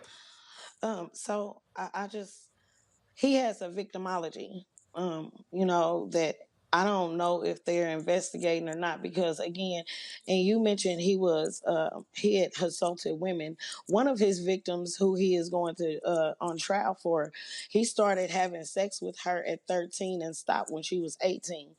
So this is not just women; these were also children involved. But there's missing women who have never been found, and I just want to name a couple. Dorothy Cooper, and they all had something in common. They had red something, red nails, red clothing, something. Dorothy Cooper was found. She had red nails on one hand because they had cut off her other one, and a red earring. Kelly Fant has never been found, but several people know that she had some type of connection with Mr. Golubski.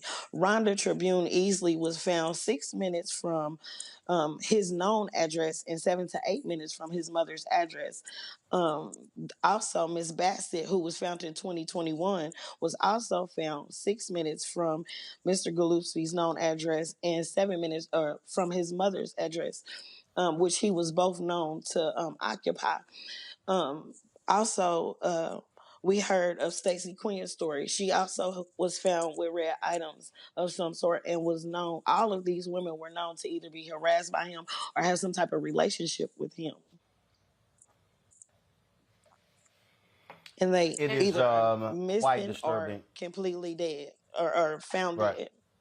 And also, Roland, my sister called. Yes. My sister called my mom the night that she had passed away. I had seen my sister that Friday, I believe, and she had told me that she loved me. My sister had called my mom that night that she was killed, maybe about 9 or 10 o'clock, my mom said, and asked her for $100. She told her she didn't have any money. She told my mom, well, that she loved her and that would be her last time talking to her. She called about 9 or 10. My sister was killed about 2 or 3 o'clock in the morning. And the crazy thing about it is that this so-called prosecutor, she was at the crime scene. I've never heard of that before.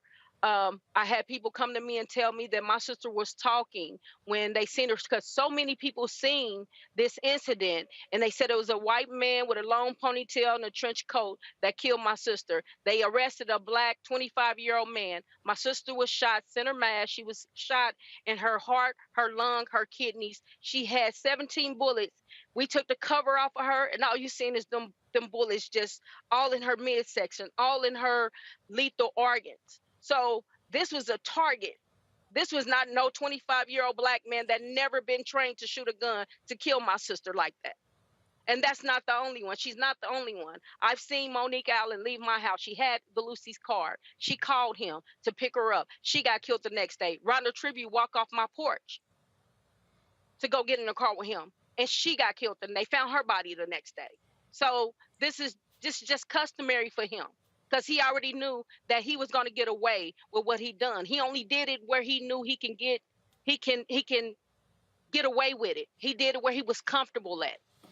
And he also told police, who you going to, when he told his victims, who are you going to tell? Oh, you going to call the police? I am the police. Who does that? Well, we certainly hope with him being arrested that more will be uncovered by the Department of Justice as they continue this case. We thank you, CC Mank, as well as Nico Quinn, for sharing your thoughts with us. Yes, sir. Thank you so very much. Nice. Thank you for having us. Toron and Robin, I want to bring you in, and that is in this here. Sorry, Toron and Randy, I'm sorry. And that is, I think about the case out of Oklahoma City, where several black women were raped by a cop there. Folks who prey on individuals who believe that they have nowhere to turn. And what's amazing is that it's the investigation that was done by news media. I mean, this dude was well known, and folks had talked about it for years, yet he avoided prosecution all of these years, Randy. That is what's crazy to me. It's crazy, and yet it's not. That's the real depressing part about it. I mean, he wields a certain level of power and protection.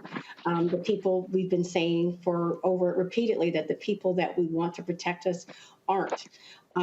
We are giving certain individuals that are not necessarily fans of our community and an immeasurable amount of power, and they're getting away with just horrible crimes, so hard to hear. And what really frustrated me, they started out by saying that he's at home, he's confined to his home right now. That it seems as if that only happens to certain individuals, and it certainly is not happening in our community. So already, this man is still being protected and being able to even facing these charges in the most comfortable way possible. He is clearly working from a great place of privilege, and it's extremely disheartening. To run. You know, this story was horrific, but it's almost like the more things change, the more they stay the same, because we know the history of this country. We know the history of the sexual violation of black women by white supremacists, whether it was on the Middle Passage, whether it was on a plantation, or whether it was by somebody, in a military uniform or somebody wearing a badge.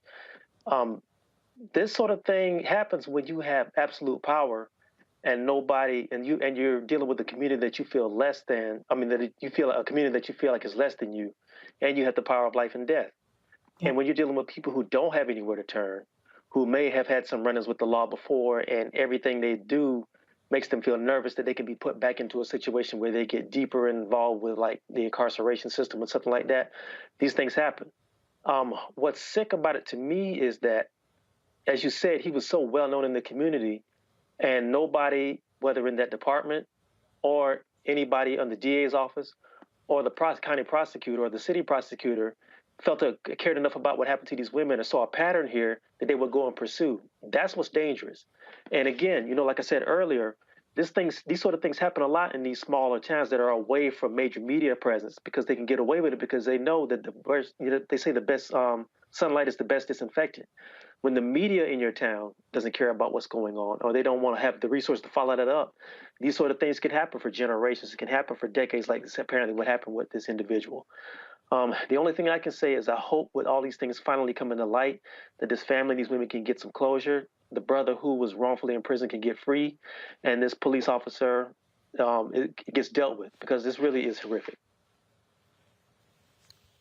Indeed, it is, folks. Got to go to a break. We come back. Our marketplace segment where we'll talk with an actor who said, you know what, I'm not getting the right skincare stuff for me. Well, what the heck? I'll go in business for myself. We'll tell you his story. When we come back, Roland Martin Unfiltered, streaming live on the Black Star Network. Please download the Black Star Network app. Available on all platforms: Apple phone, Android phone, Apple TV, Android TV, Roku, Amazon Fire TV, Xbox One, Samsung Smart TV. You can join our Bring the Funk fan club. All your dollars make it possible for us to do what we do. See and check in money orders to P.O. Box 57196, Washington, D.C. 20037-0196. Cash App, $RM Unfiltered. PayPal is R Martin Unfiltered. Venmo is RM Unfiltered. Zelle is Roland at RolandSMartin.com. Roland at RolandMartinUnfiltered.com. We'll be right back.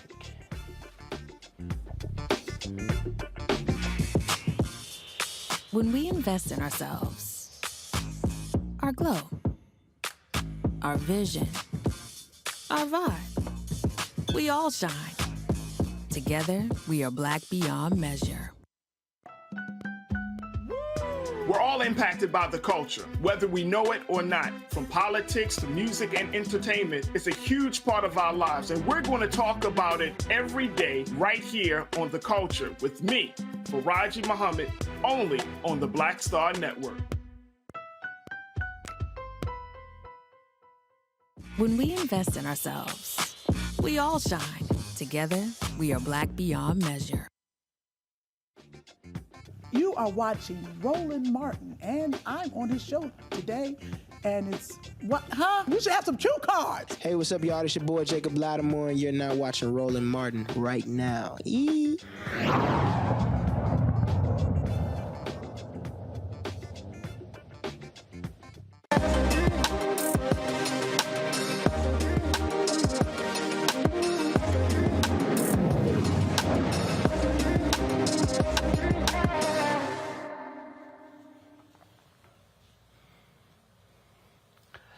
All right, folks, talk to African Americans who are models, who are actors, actresses, even folks in television. They'll tell you, man, it is hard being black. You got folks who can't do black hair. You even got folks who, when it comes to their skin, the right skincare products, they run into all sorts of issues. My next guest was one of those folks.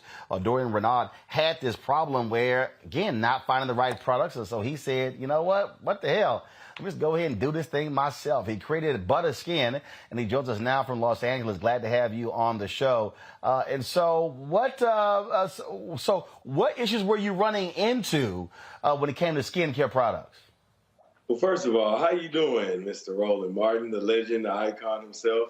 And, you know, I see black don't crack your way, but, you know, I do tell people all the time that black does crack, you know, in many ways. You got to take care of your skin. Oftentimes, I think in the black community, you know, we weren't really educated, you know, like other communities to take care of our skin. I grew up in a barbershop. My dad owned a barbershop, so self-care was always really important to me. And so when I started struggling with my skin, I found a regimen that worked for me. It was shea butter off the streets of Harlem. It was a gentle cleanser, and it was a vitamin C serum. And so my skin really started clearing up. And, you know, some of the things that we struggle with as black people, like hyperpigmentation, dark spots, you know, dark circles under your eyes, I noticed they weren't really being addressed by some of the white counterparts in the business. And so I brought butter to the streets in 2018, and now we are here with so many butter lovers, and, you know, we're available in, you know, over 7 to 8 retailers here in the States. And I take it that now, first of all, somebody is probably watching going, well, I'm not quite understanding what these products have to do with you being an actor or a model. Well, explain that. Well, I mean, I started off in the business at about 19. I was modeling, and I did a show on BET called College Hill before I started my acting career. And, it was a little bit of vanity. I wanted to appear how I had appeared on television. I was insecure about my skin. And I would notice the dark spots on my skin a little bit more because, when I was in front of the camera, they would put makeup on me. And so many black men were reaching out, once my skin kind of started healing itself. And I started seeing a dermatologist, of course, using the right products. I realized they were reaching out and somewhat embarrassed about, some of the skincare problems that they had. And, I wanted to show that skincare wasn't demasculating, for one, and it is for everybody. And we put products and ingredients in our products, I should say, that are strictly for melanated, enriched skin. So, I think, we found solutions and we listen to our customers. And so, when they tell us that they're having problems with certain things, we try to address them. Let's go to my folks, my guests.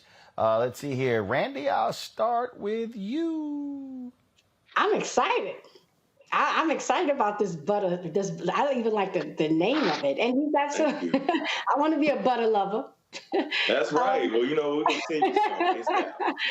And it is true. Like we never learn to protect our skin as some of our white counterparts, even when it comes to like sunscreen and how we address how much we will, hyperpigmentate instead of our hypopigmentate. One or the other. We get the dark spots that is not often not addressed. So, bravo to you, brother. And I definitely gonna check it out.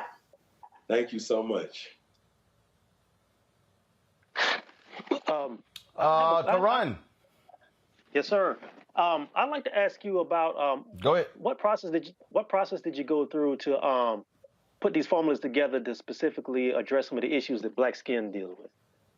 Well, I started with the roots of what we use, and that's thick products. I remember my grandmother using things like Vaseline and butters. And so we get our butter directly from Ghana, Africa. It was really important for me to import it directly from Ghana. So we whip it down in Florida, and I work with a chemist. And so I spent a lot of time down in the lab in Florida, learning about different chemicals, learning about different ingredients that work for our skin. And we develop each formula hands-on with the lab. And, we are always evolving into learning about new things that can help our skin types.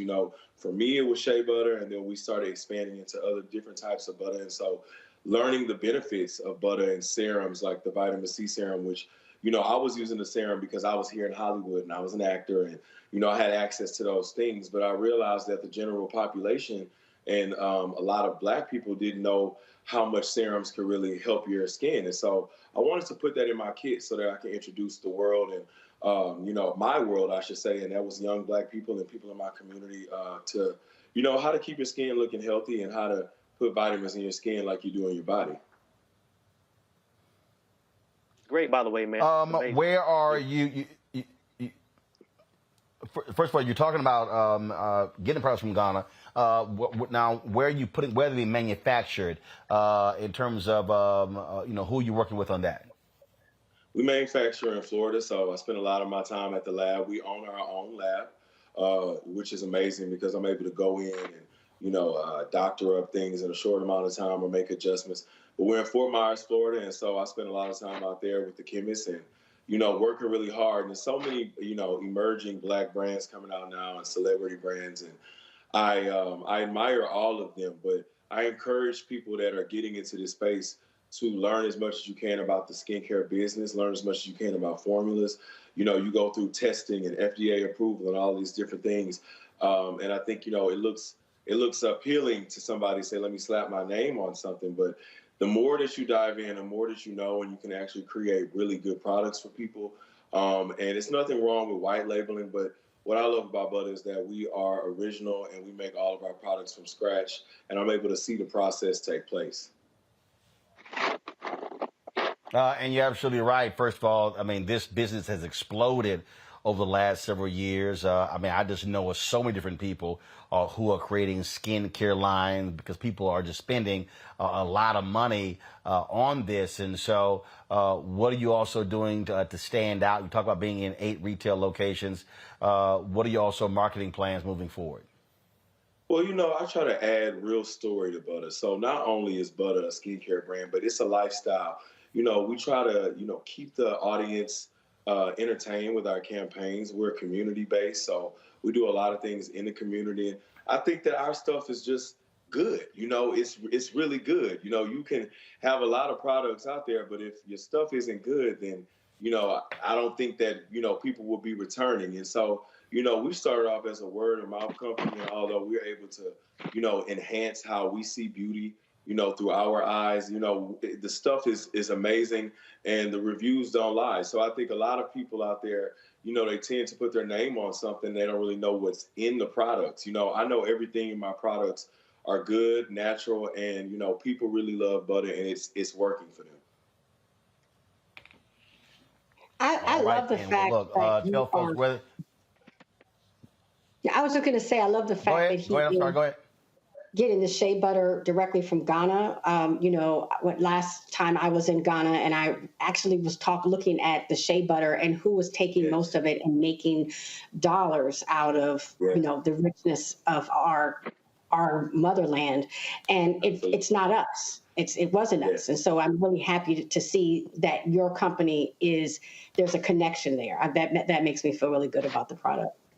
Oh, absolutely. I mean, it was important, you know, to enhance the economy where you can get that from, you know. And when I was getting ready to start formulating, I said, look, can we get it directly from Africa? And, you know, that was my first thought, because when I would get it in New York, when I would travel to New York doing my modeling trips and stuff, you know, it would come in this big block, you know, real shea butter that you could only get, you know, at certain markets directly from Africa. And I would melt it down and put scents in it and make my own little concoction.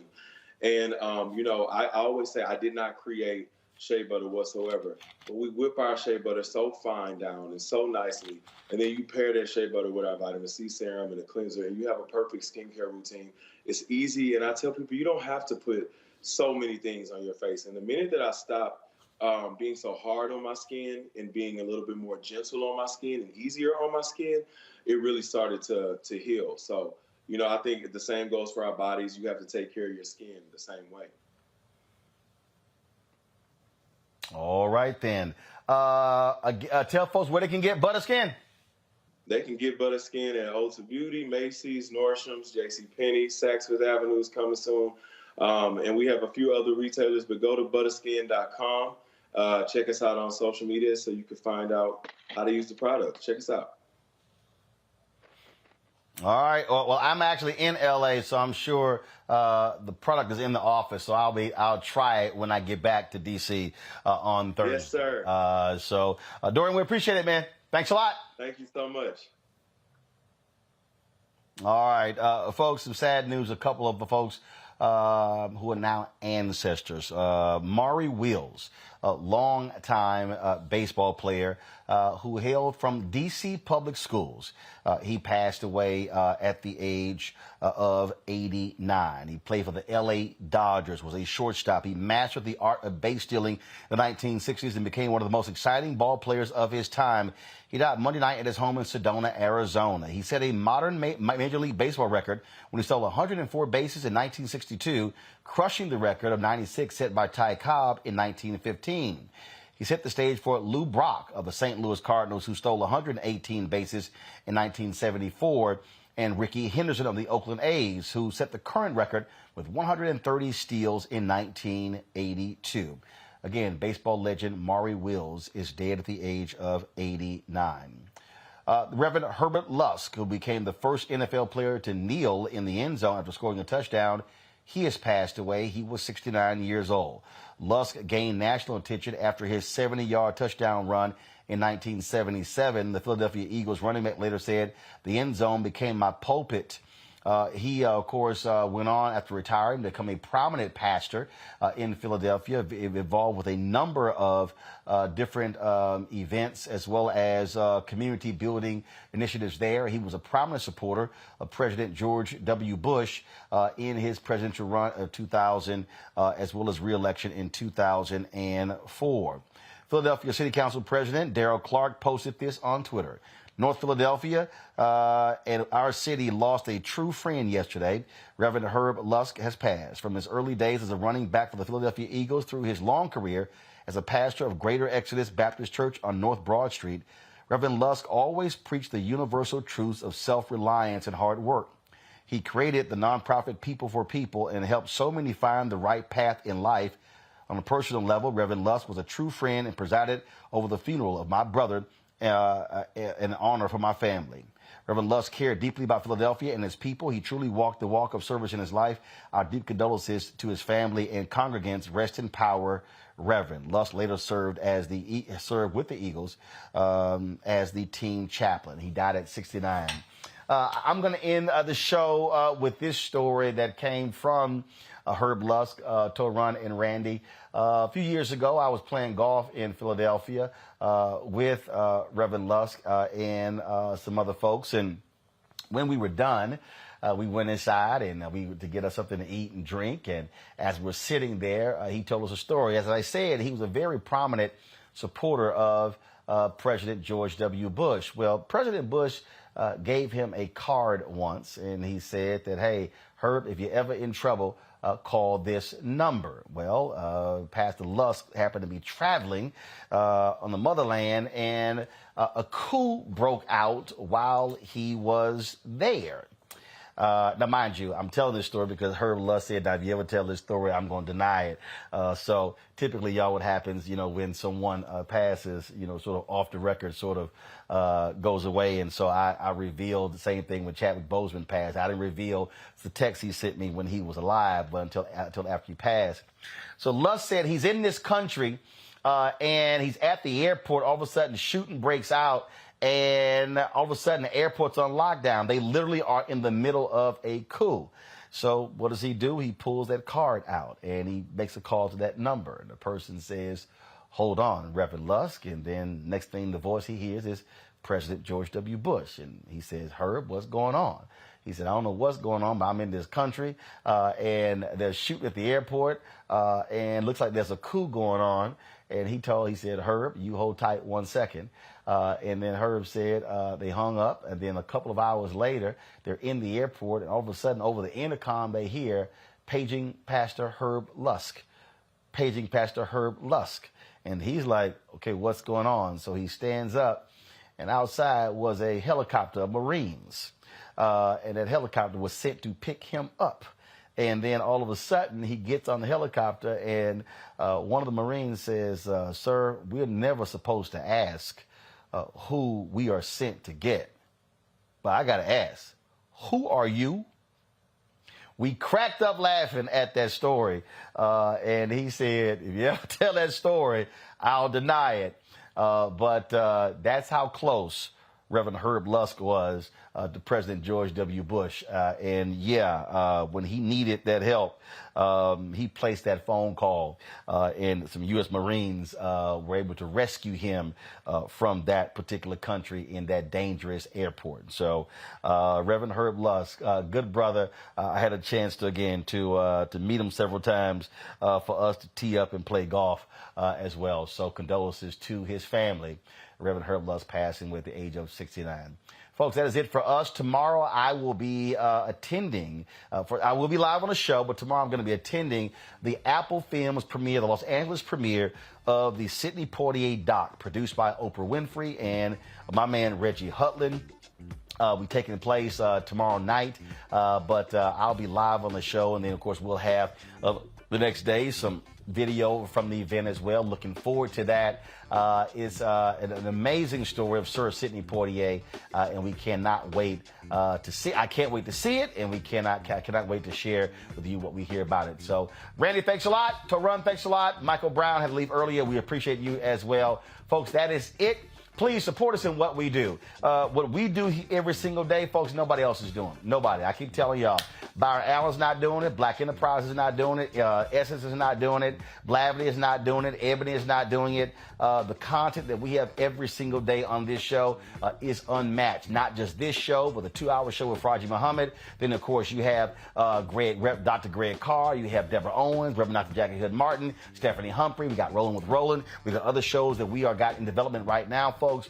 And so this is truly Black-owned content that we are building and developing. And so we want you to support us in what we do. And so please download our Black Star Network app. You know, we've got nearly 900,000 people subscribed to our YouTube channel. It would be fantastic if we had 900,000 people who have downloaded our app.